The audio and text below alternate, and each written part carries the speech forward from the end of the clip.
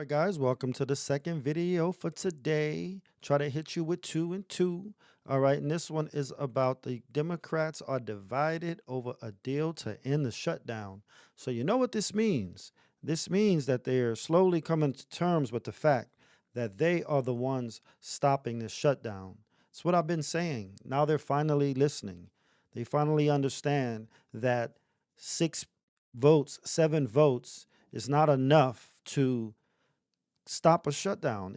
You know, you can't stop a whole trillion-dollar government just because you're mad about one thing, if that's even the reason. I'll be honest, I don't think we know the real reason the Democrats caused this shutdown. I think that yeah, there's the official narrative, but do we really know what caused the end of this shutdown or what caused this shutdown, guys?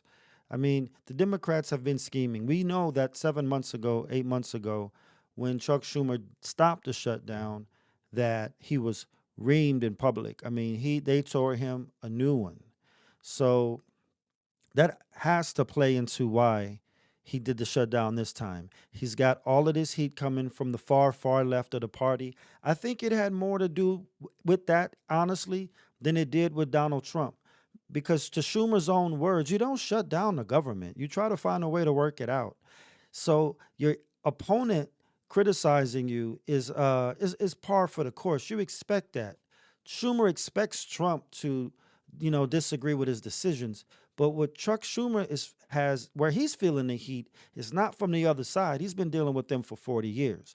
Where Chuck Schumer was feeling the heat was this new phenomenon of the far, far left, the globalist left, the international left, who don't care about this country, but yet they are coming for this government. And that's what would surprise Chuck Schumer. He didn't expect that.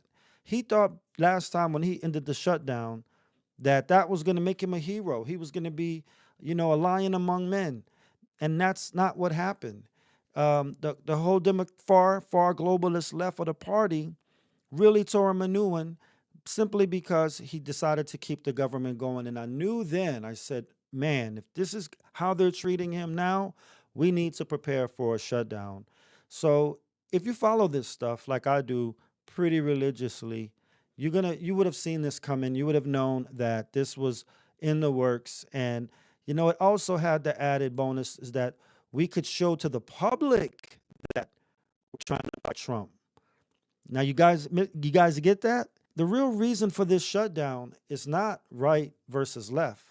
The real reason for this shutdown is left versus left.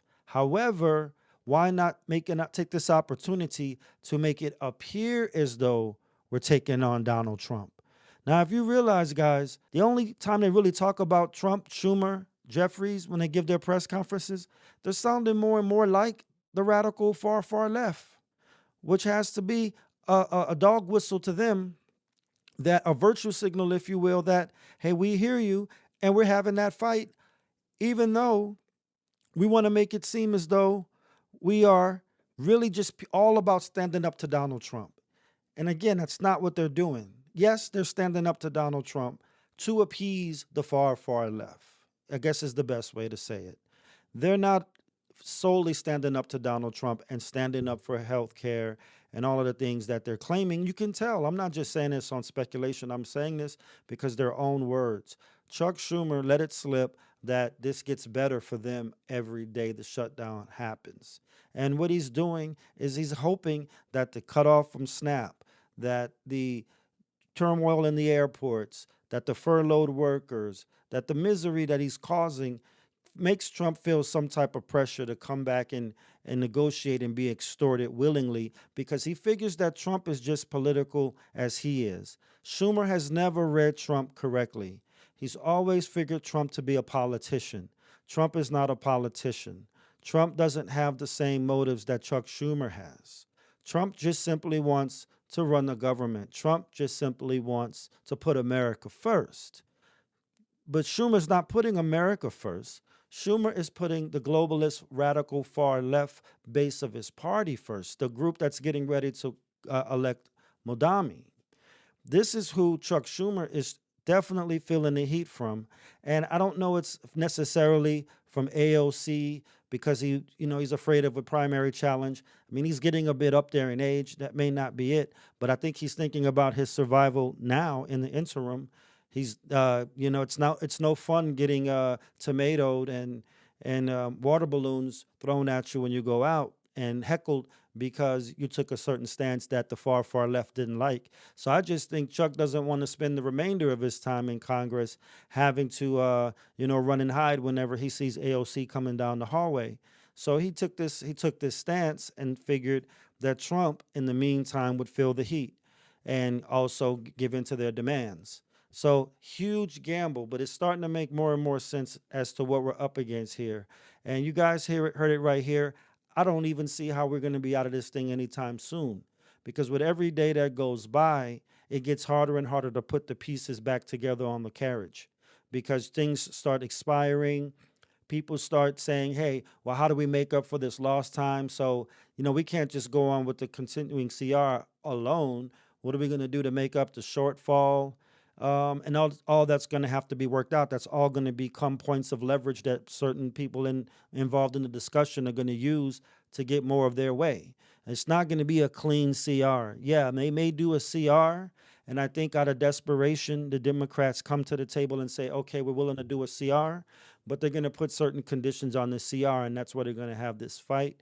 And I think that's going to even drag on for a while as they realize they're not going to get their way, because I do believe Trump is going to stand firm. I don't believe he's just going to give in to anything the Democrats want, because to do so, guys, have you thought about what kind of precedent that would set? The Democrats would do that every time they had a beef. They'd be shutting down the government.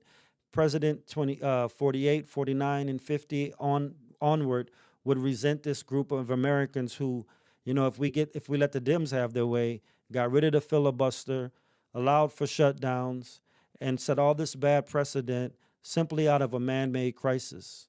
So we got to think about the future here, guys. We got to think about the next generations and how they're going to look back on this shutdown and not just be so concerned with ourselves. We got to put our country first. We got to put God first. There's a spiritual element to this. We're going through this for a reason. And either we're going to turn a blind eye and just be scared and do what they want us to do, which is to just praise scarcity and feel scared and go within and do as some people have said they're going to do and go out and rob and steal. We can take that route. We can let the devil come in and dictate the terms of this shutdown, or we can reach in and use this as an opportunity to maybe reconnect with our inner self, with our higher power, and just become stronger individuals. There will be suffering. We're suffering right now, but it doesn't have to be for nothing. When the Democrats come back to the table, they're going to get enough of heat from their constituents over having shut the government down over nothing materially. But it doesn't have to be for nothing spiritually.